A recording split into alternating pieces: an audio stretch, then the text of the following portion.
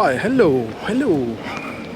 So today we are out to do a little experiment that I've had in mind for quite some time actually, and never tried it before. I mean, I always probably just overthink it, but what it is we're gonna try to do some construction site. We're gonna try to do some street photography with fisheye lens. Now this one is the Samyang 8mm f2.8 fisheye lens.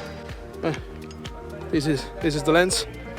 I use fisheye mostly in my architecture photography when I do interiors, especially when I do churches, because I like to use fisheye to show, what's the word, the magnificence of these imposing architectures. Coincidentally, we're walking next to one. Yeah, so I use the fisheye lens mostly in architecture photography, but today and for a long time I wanted to try it with street photography. I have no idea how this is gonna work because this is actually the first time I try it. I suppose that I won't be able to go minimal because of the did I say wild? Because of the wide range that's included in the frame.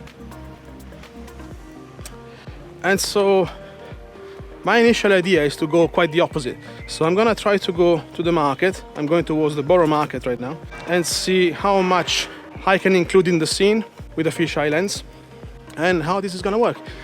The other thing I can't probably do is my own street photography style because there's no sun and you can tell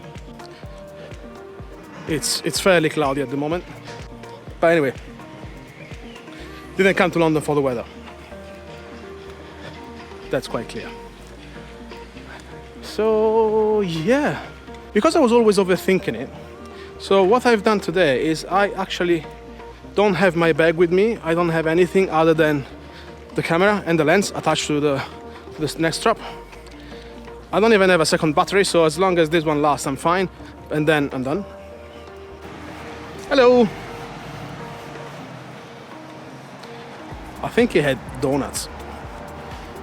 How rude of him, not offering any.